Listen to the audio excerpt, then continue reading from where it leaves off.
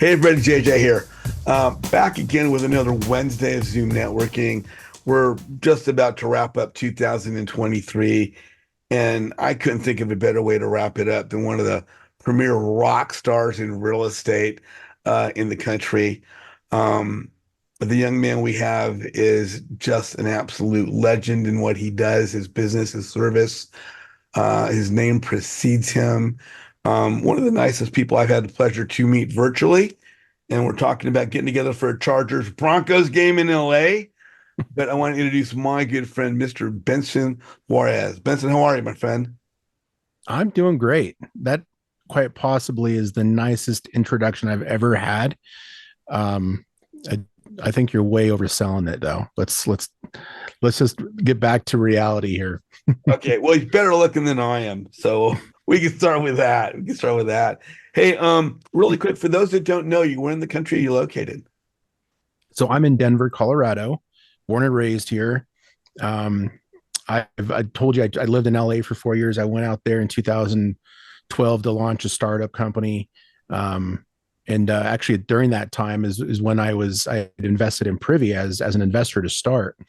And so like I've done some angel investing, and I'm really fortunate right now to be operating at the intersection of my two passions, which is technology and real estate.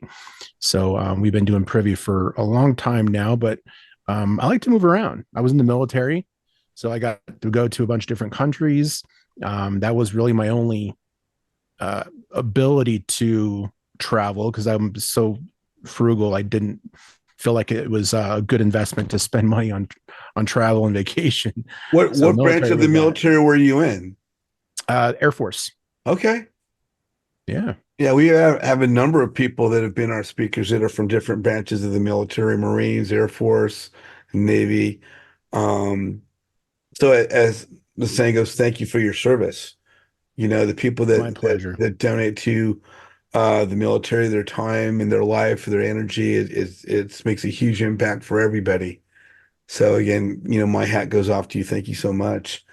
Yeah. Um, you talked a little. We're going to get into Privy, um, but we talk about real estate. We get into real estate, and we all get into it at a different time. And you talked about growing up in Denver, going from your Mhm. teens into your 20s. We're driving at 16, voting at 18, getting an alcoholic beverage at 21. Was real estate even on the landscape for you then? Was mom an agent? You had a contractor? Did your exposure to real estate come later? Did it come earlier? Um, I would say it probably came into my radar um like 2001 ish.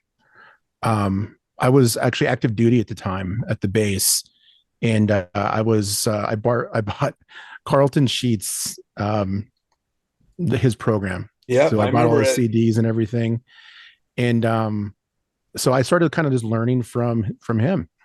And so I had a Walkman back in the day. I had my Walkman, and I would play those CDs and learn real estate. And at the time, a friend of mine was doing mortgages for a mortgage company, and I saw that he was making pretty good cash. And I've always been an entrepreneur, but during this time, I was just doing the base stuff, right? So I was like, well, maybe I can go and sell loans during the day, and then go to the base at night, and do it all. And so I started selling loans during the day, and that was like my first introduction into the real estate world. Through mortgages, I became a hard money lender, and then I started working with lots of fix and flippers, which was I realized right there and then that I was on the wrong side of the fence. Yeah, yeah, that's your path and trajectory since then has grown quite a bit, as I can see.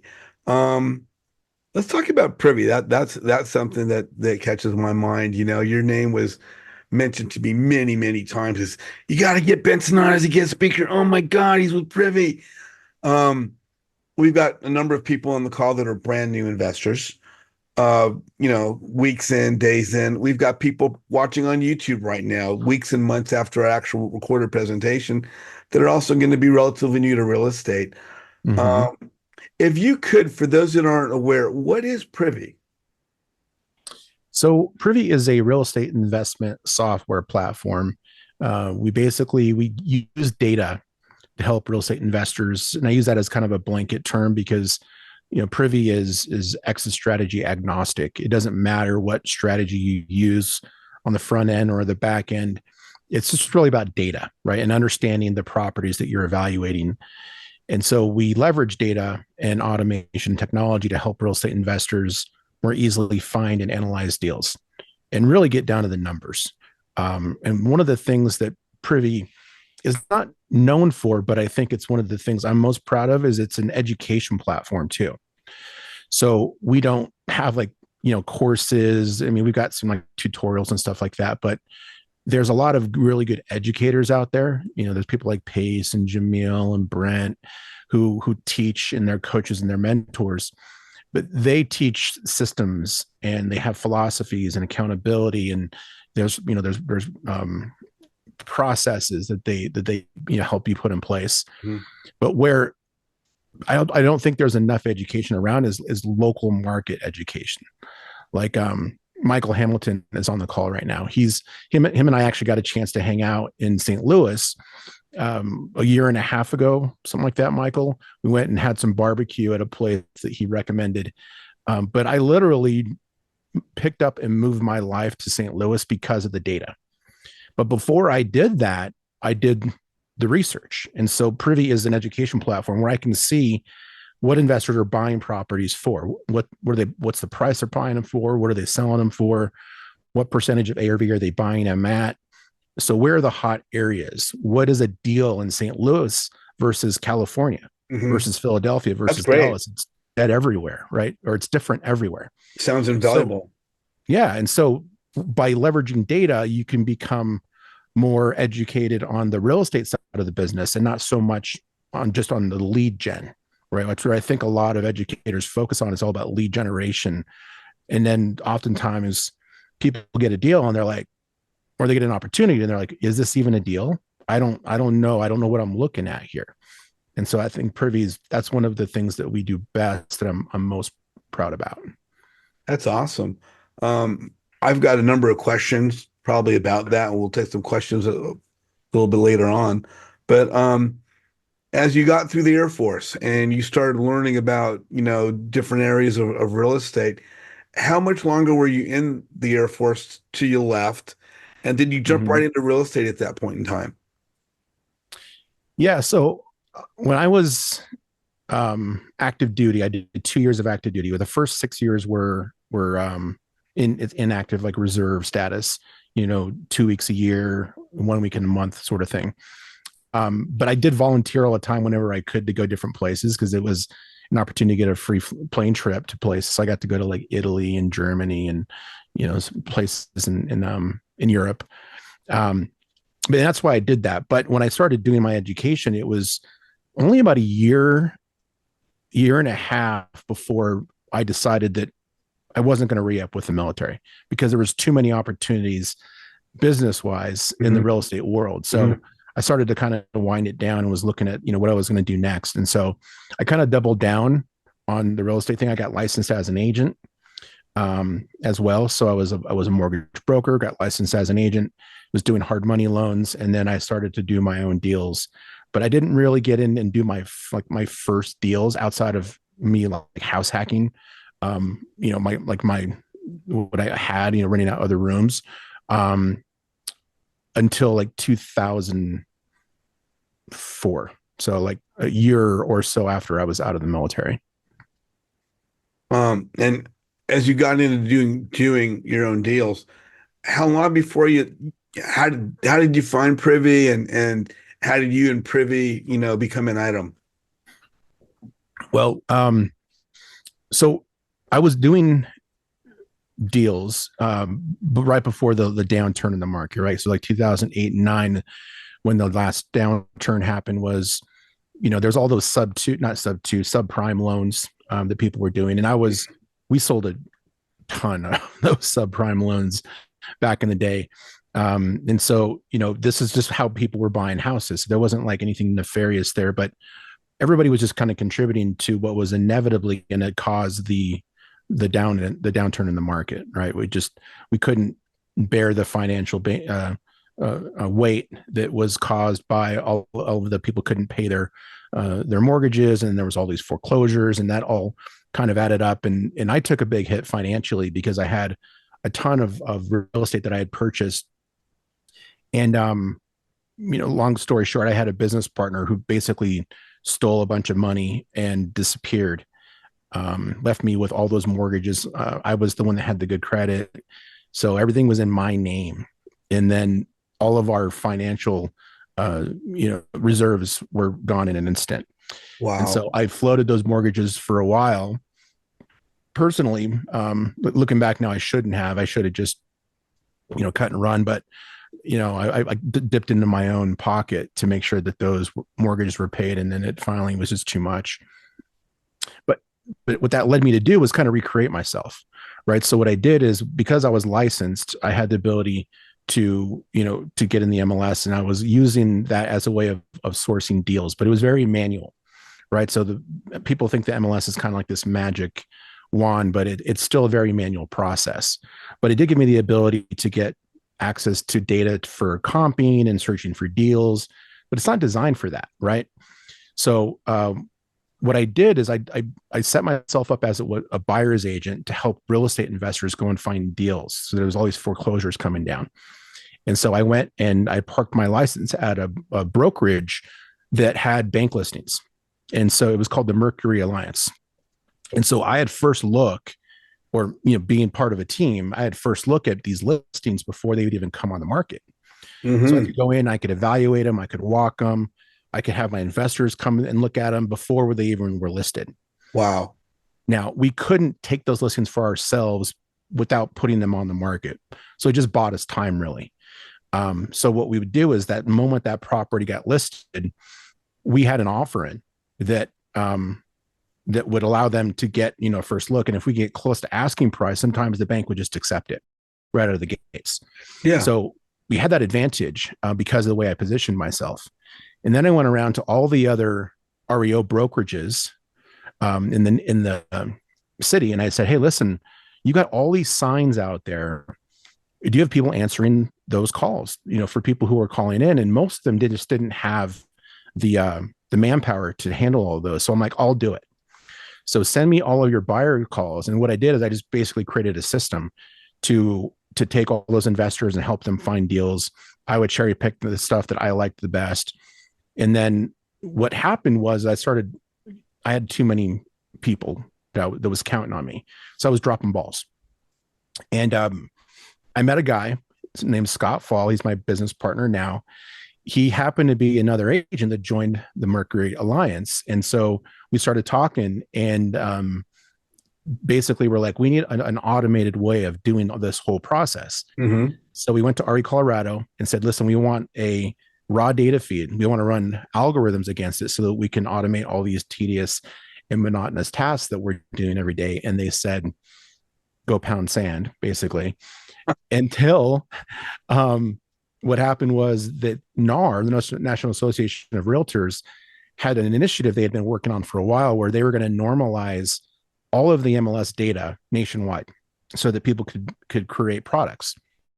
And so right after that, shortly, they called us back and said, "Hey, listen, there's this new thing that people are starting called RETS, and it's the Real Estate Transaction Standard." And it was the basis of creating, I guess, like a normalized process of data for all MLSs nationwide. And we were the guinea pig for it here locally. So that was the beginning of it. And now we're in over 100 markets with direct to MLS data, which is one of the Wow. things that sets us apart for people who aren't listening, or who are listening who are new. The quality of the data you're using is really kind of really, really important. So, bouncing around to different websites like Zillow or, Redfin, they're great for, that young couple who's looking for a house to buy, and they want to see photos. They want to, use it to try to find some opportunities, get some alerts, but it's not designed for real estate investing. It's not going to help you comp properties out. It's not going to help you, find deals. There's no automation and deal analysis. So we really wanted to take the data that we had and scale it up and make it for real estate investors, investor friendly agents, And so that's what we've been doing for over 10 years now. That's fantastic. How many people use Privy? Do you have a handle on that today? Is there hundreds, thousands, millions, Thousands. I don't want to get into the details, but we've got thousands? thousands of people Yeah, who great, use the system. great. Most of them are here, in the U.S., but we've got people from all over the world who use Privy to invest in the U.S.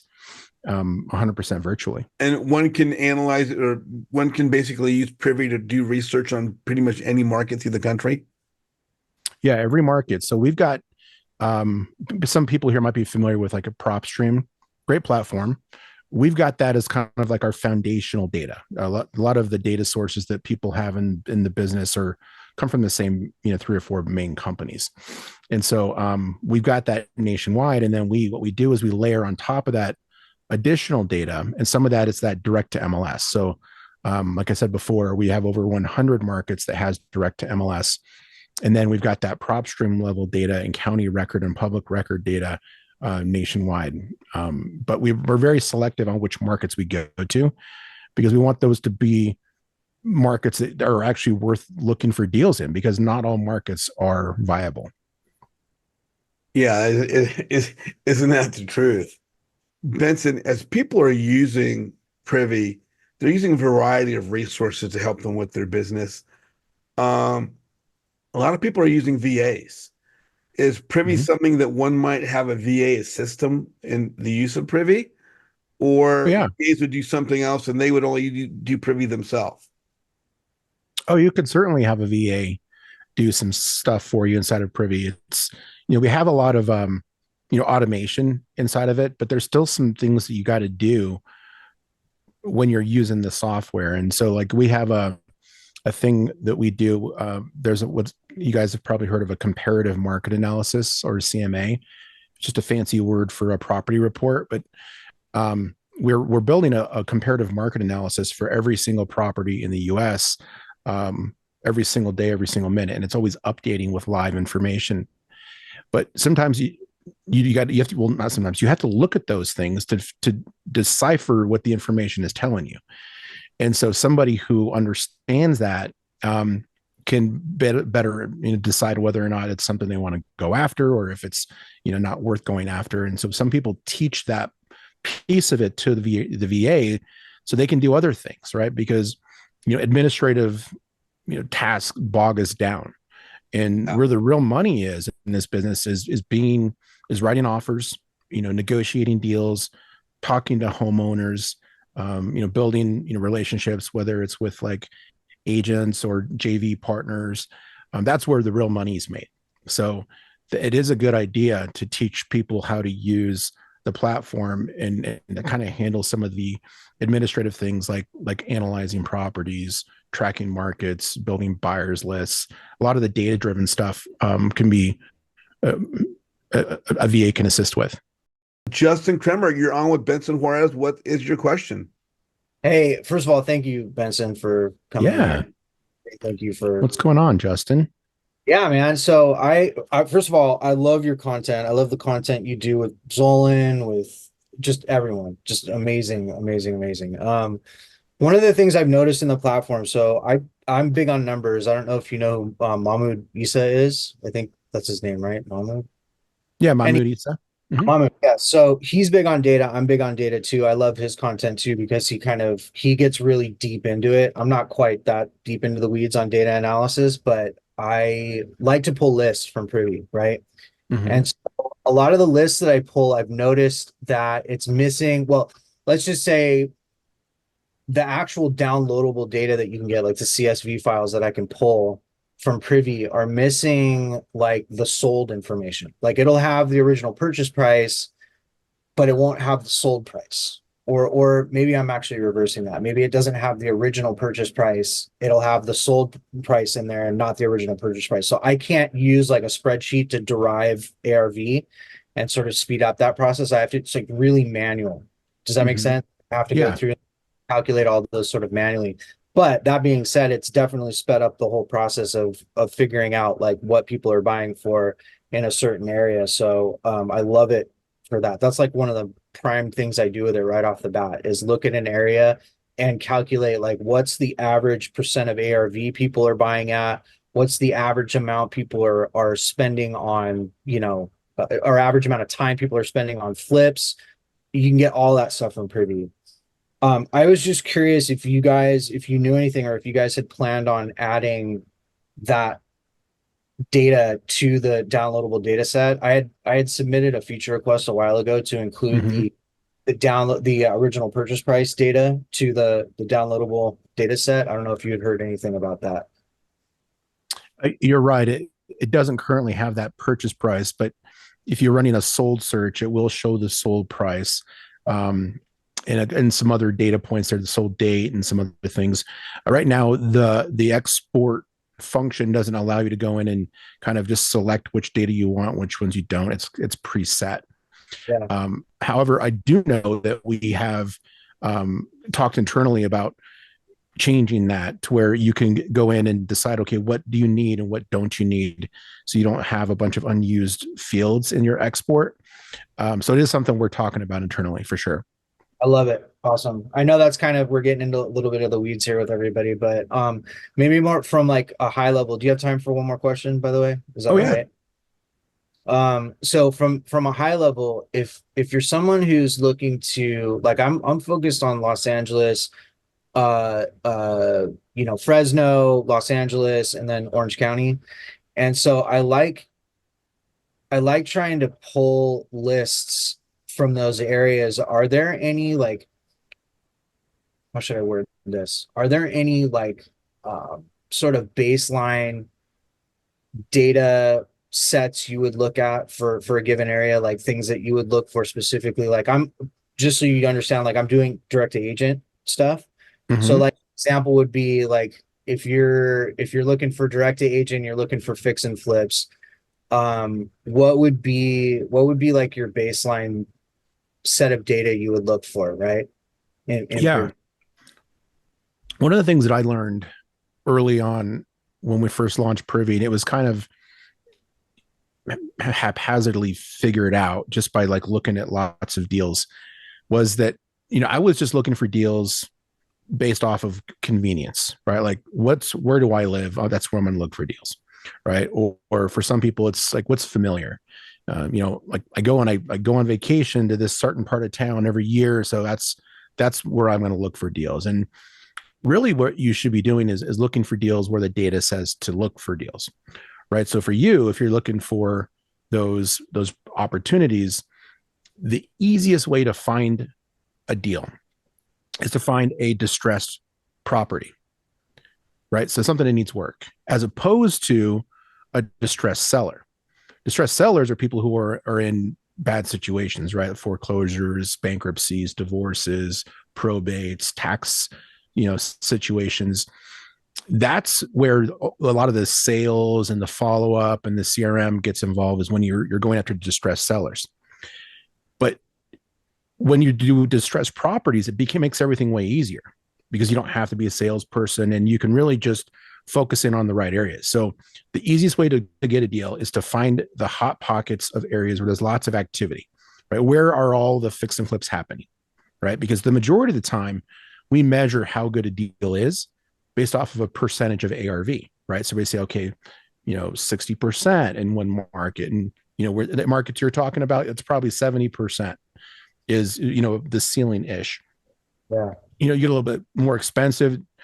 2 years ago, they were going up to 82% in Los Angeles was a deal there, right? So you find these hot areas where all the activity is based off of today's data, and then you pull your list from those neighborhoods.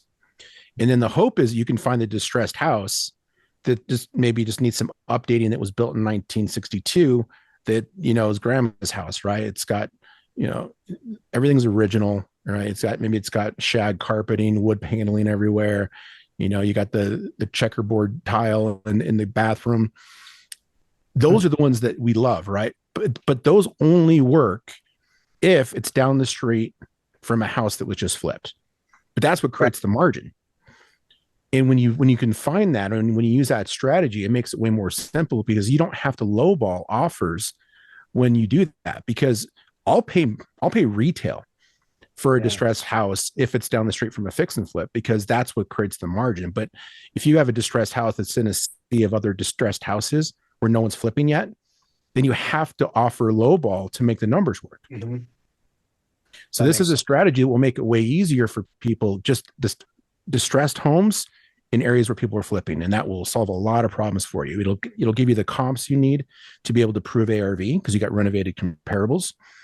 And if you're doing wholesale, you'll have buyers because there's demand for properties there. There's going to be landlords that are renting there. You know, a rising tide raises all boats, right? So when you're in an area where there's lots of fix and flip happening, guess what happens? You get higher rates of appreciation. There's higher demand for properties in those areas. You get better rents, and rent increases are better in those areas as well. That's a good point. I had an agent try and sell me on the fact that the original tile was still in the kitchen one time. Like, Okay. what are you saying? That's adding additional cost to the price, or That's a adding sizzle feature. It's a sizzle Yeah, feature. yeah. No, amazing, man. And by the way, that I found in Los Angeles simply from pulling Privy data, that right now it's about, just like you said, it's about 70% is about the ceiling. And I actually, what I do is 70% minus repairs is what I'm finding in Los Angeles right now. Mm. So, and that's Yeah, all. and I just look at what other investors are buying at, right? So like when I pull up I use the fix and flip option inside of Privy. It shows me a map of all the fix and flips that have happened in the US in the last 12 months, and it's right around 174,000. And so what I can do is I can use my eyes. I don't have to look at some spreadsheet with a bunch of numbers on it, right? Or you know, a graph or some pie chart to try to tell me where I should be going. I could simply just look at the map and find those big blue areas with high numbers. And that will help me zero in on those neighborhoods. And then once I do that, then I drill down into the properties themselves and I look at the last 10 to 20 properties in a target area. And I look at what they bought it for, what they sold it for, and the percentage of ARV. And even back when I told you a couple of years ago, I was looking at people and they were buying them at 82%. So that means any cost goes on top of the 82%. They weren't subtracting them out. They were buying them at 82. And then they had to spend the extra money on top of it to do the flip. So when you see those percentage of ARV where people are buying at, you don't have to actually subtract out construction costs because they're already planning. They're assuming they have to spend that on top of what they already bought it for. Interesting. Well, that's amazing. Thank you so much, Benson. Yeah, of course. Good questions. Justin, always good to see you, my friend. You're on with Benson. What's your question? Hey, thanks for having me. Hey, my question is, I am actually a real estate agent in the metro Atlanta area and a Gator. And my question, after I've been using Privy and kind of going back and forth with the MLS, how do you find on Privy who the buyers are in a particular area? So you can do, well, there's two kinds of buyers really, right? So there's fix and flip buyers, right? Those are the ones we like. And then there's landlord buyers, right? So landlord buyers are, in my opinion, they're kind of like a dual threat because they could be buyers, but they can also be sellers, right? And if you can get on the phone with somebody who you're trying to put on your buyers list and you got them on the phone, well, if you say, hey, listen, are you guys buying anything right now? You know, tell me about what you're looking for. What's your buy box? And some people right now are still kind of timid about the market. They're not really sure what's going to happen with rates. And, you know, many people took hits during COVID. And so they're like, maybe, yeah, we're not buying right now. Well, what's the next best question for that person? Oh, do you have anything in your portfolio you want to get rid of? We're looking for opportunities, right? So it's getting on the phone with them that's the most difficult thing. So you want to be good at flipping that conversation over quickly and immediately going right into, okay, are you selling then? Right? Or if not, hey, do you know anybody that's selling? Right? But with Privy, we have that fix and flip button, but we'll show you all the fix and flips that have happened in, you know, Georgia or the greater Atlanta area. And then it'll show you all of those properties. And then you can just go ahead and export, and you can export that right into a CSV file. And it'll show you all the properties that were bought, what they bought them for, what they sold them for. Actually, no, it doesn't show the buy price. It just shows the sold price. And then it'll give you all the owners of those properties. So you'll know, you can just take that and you can skip trace it right from there. But what I like to do is manually go through each one, because I can see the story. I can see what they bought it for, sold it for. I can see the photos. I can see the dramatic transformation. I can see the agents that are associated with those transactions. So I can find investor friendly agents. And then I can also see in the down at the bottom in the public record section, there's a tab for assessor's data. If that the transaction is recent, the flipper will still be shown as the buyer or as the owner until the county records that, right, and makes it public. But at some point, it's going to switch, and the flipper / buyer that you're looking for is going to be moved from the owner, and they're going to go into the transaction history, which is the third tab over that will show you the whole transaction history, when they bought it, and then when they sold it. And then, so those are for flippers, right? Flippers are great people to have on your buyers list, but also for an agent. If you can find active fix and flippers or people who are landlords, you can go there and you can try to make them your client.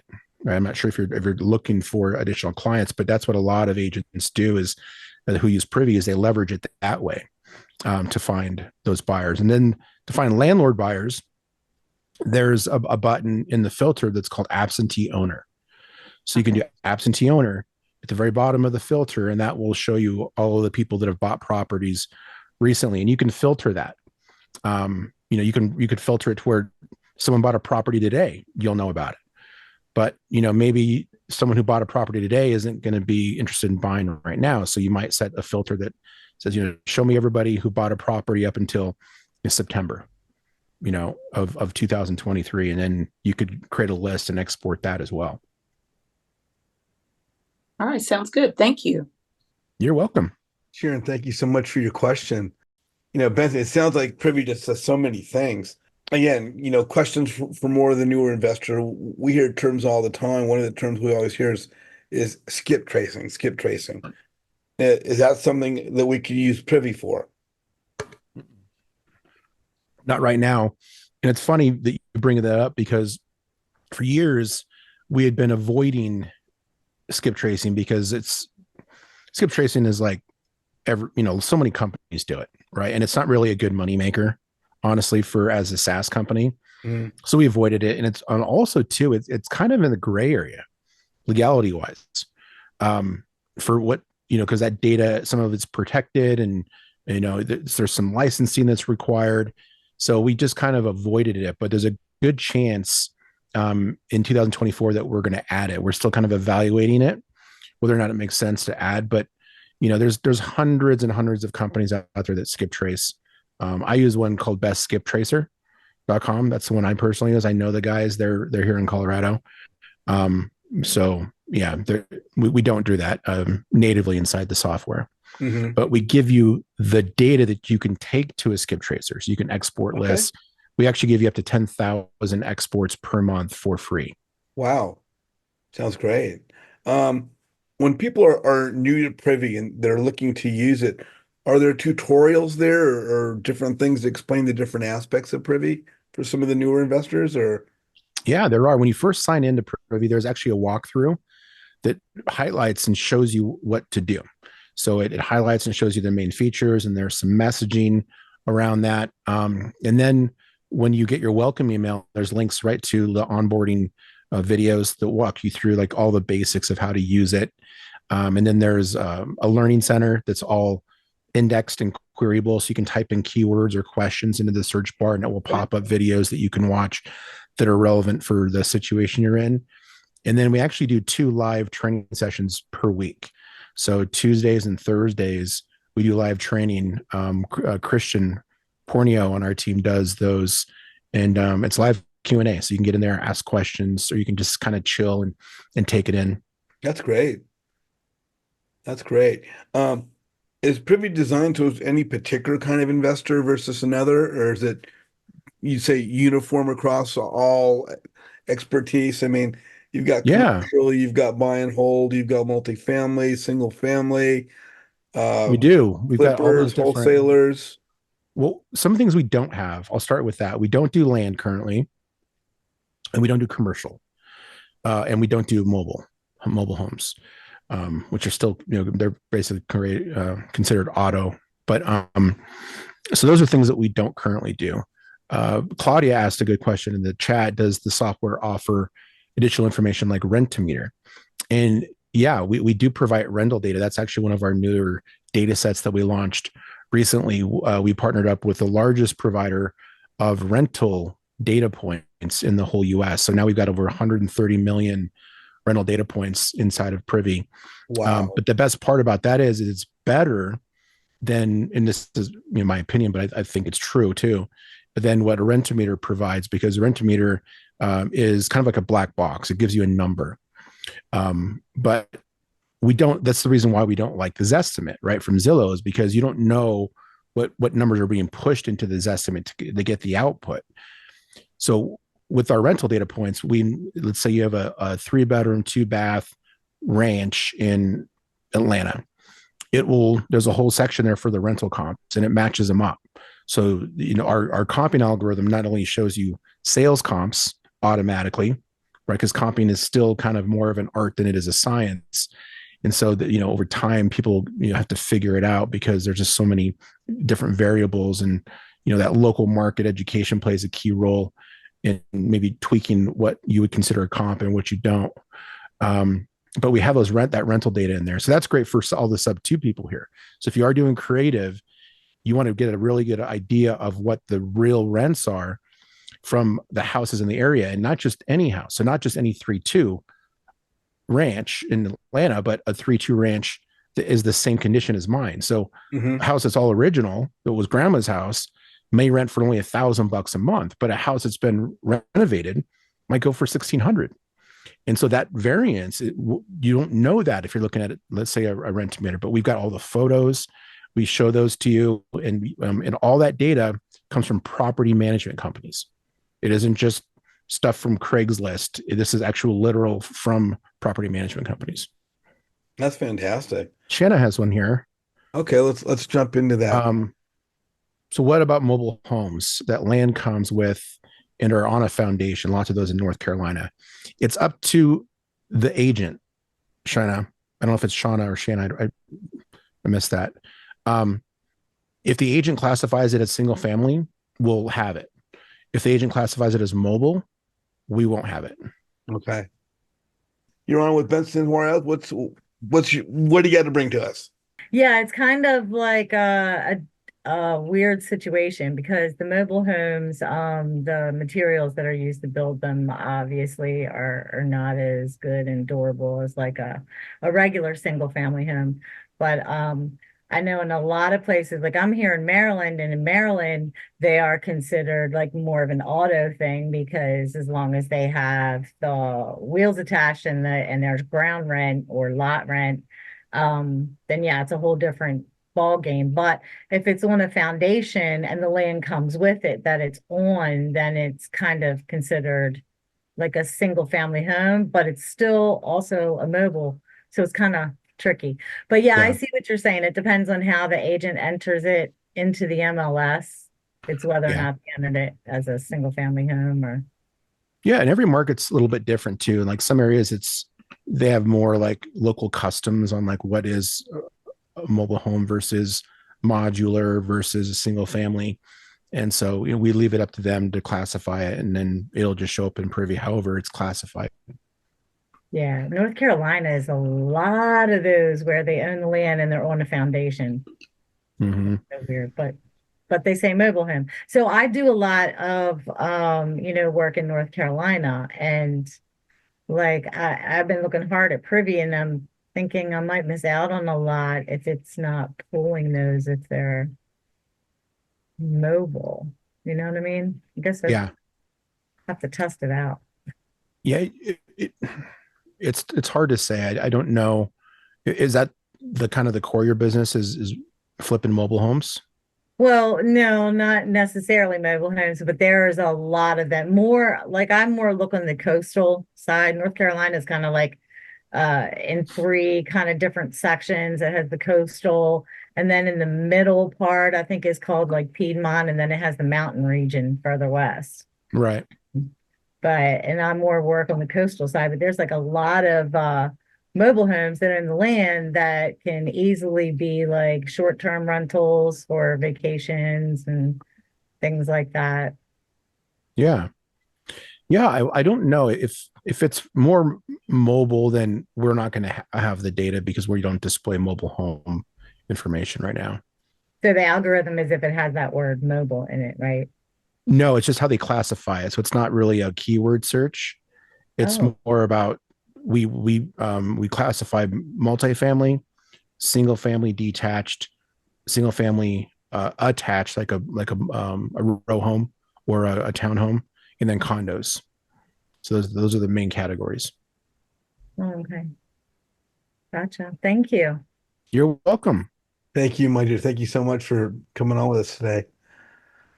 Well, my friend, we've covered quite a bit. You dropped some great gold nuggets with us. I had just, two more questions before we kind of wrap up here. Um, if people want to get in touch with you, they want to find out more about Privy, what's the best way for folks to reach out? Do you have a website? Is it your MySpace page, TikTok, Facebook, Instagram? MySpace. Oh, it's your MySpace page, is it? Okay. No, that was sarcastic there, GJ. Here, I just posted my socials. So if you don't mind, I would love if you guys followed me. I am posting at least once a day, a couple times a day in some instances. I started a podcast recently. And so I've been recording a bunch of podcast content. So I'm chopping that podcast content up and creating like valuable snippets that people can just kind of ingest quickly. And then I have those long forms on my YouTube channel. Fantastic. Yeah, like I said, I've been hearing about yourself and Privy for quite a while. It's an honor to have you on the call today and bring you to Thanks, the JJ. community. Got one last question for you, being an expert, in the real estate field. Um, my group's a networking group, and I always talk about the value of networking. And I know after a while I become a bit of a talking head, but with your expertise and your experience in the industry, which it goes further than mine, um, there but we talk about Sub2 and Astro and all the other different groups out there. There are new investors coming to the real estate education platforms every day. There are experienced investors coming to the real estate education platforms every single day. And they're coming to join the communities and to use Facebook or Instagram and basically, network through social media. I think a lot of people are chasing the deal, but I want to ask, from your standpoint, what is the importance of networking to the success of any investor's business? And, in a similar question, what would you see as the importance of joining a group like mine to the success of somebody's business? Mm-hmm. Yeah, I mean, networking, I think for me is it's a way to be around like-minded individuals. It's a way of being around people who are actually out there doing the things that you want to do, but maybe just don't have the confidence yet or know how to do those things. So by networking with people, you can find some people who you like that are also in the industry that are going through the same challenges that you're going through. And this is not an easy business. I don't know how anybody wanders in thinking they're going to get rich overnight. We attract a lot of people who come from like, crypto world or the multi-level marketing world and, drop shipping world. And somehow they think they're going to come over here and get rich. And I don't know where that comes from. But when you are around people who are going through the same struggles and are doing the same things that you're doing, it can be sort of, a support group, right? And it's really easy to lie to ourselves. I'm great at lying to myself. Where I'm like, okay, I'm going to go to the gym tomorrow. I'm waking up at 6 a.m. I'm going to the gym. I set my alarm. I don't do it. But guess what? If I had to meet somebody there, or if there was somebody else who was counting on me, or I knew somebody else that needed help, I 100% would be there. And that's how networking can be viewed is let's all get together. Let's do this together. We don't have to be a solopreneur, right? We're all entrepreneurs. We can be an entrepreneur in a group of people who are doing things every day. And so those days when you just not do anything on your business, you work a 10-hour day and you get home and you you have, an hour with the family, you do dinner, you put the kids to bed, and now you've got, it's 10 o'clock at night. It's really easy just to go flip the TV on and watch it for an hour and then go to bed. But, if tomorrow you guys are all going to come together in JJ's group and hang out, and everyone's like, oh, well, what have you accomplished in your business recently? You don't have anything to offer. Then it's really easy just to like stay in the shadows. So I think that networking is one of the best ways to get accountability for yourself, and also provide accountability to others. Offer help, reach out, let people know that you're there for them. People feel really disconnected, especially in this virtual world. We're all on Zoom right now. You might feel like you're part of a group, but at the end of the day, we're going to shut the Zoom off and you're going to be by yourself again. So leverage your networking as a way of building community and also accountability for yourself and your ability to provide that to others. Yeah, no, that sounds fantastic. And I couldn't agree with you more on every single regard. If you guys are watching right now on YouTube, please like Benson's presentation in the comment section. Please put your takeaways about what you found valuable for the call today. And again, the best way to reach Benson is going to be through we talked about your YouTube channel and your Instagram, and you're also on Facebook. Is Facebook a way to reach you? Do you prefer Instagram and YouTube? Facebook's great too. Facebook is good. Actually, I probably check that more often because I've got the Facebook chat thing on my computer, and I'm not as good as getting in and responding to DMs and social. Okay. And guys, if you want to connect with me, go to my website, jjzizin.com, click the little register now button, get in with my group. We've got great speakers coming up, not as great as Benson, but really good speakers coming up, in the next year. And as always, before our calls, we're teaching Facebook 101, the tips and tricks of networking that I use to build my network, build my visibility, build my brand. And after the calls, as we're going to do right now, we're going to jump into live networking with breakout rooms and building relationships with other people instead of just signing off, but actually building relationships and interacting with others. So if you guys are on the call, do not go away. Benson, thank you so much for joining us today. I'm sure as technology increases and Privy has more and more new things in the future, that we could probably bring you back next year and year after that and the year after that, and all the growth and continuous ways that you and your company are benefiting the real estate industry. It's been a pleasure, JJ. I really appreciate you coming on, and I want to thank everybody for hanging out and asking good questions and the support. And reach out if you have any questions about real estate investing or Privy. I can't promise that I'm going to be very on top of responding quickly. But you asked about VAs earlier, JJ. I got a couple new VAs to help me kind of manage some stuff. Right. So I do believe I'll be more responsive, but please be understanding of the gap. Definitely. So guys, look for Benson and myself on social media. Be out there, network, make yourself visible. Remember, if you're not memorable, you're forgettable. You don't market your business, you market yourself. Let people know who you are, build relationships, and network, build your business.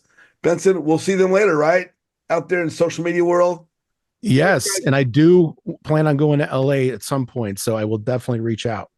Yeah, and put the Chargers Broncos game at SoFi on your calendar next year.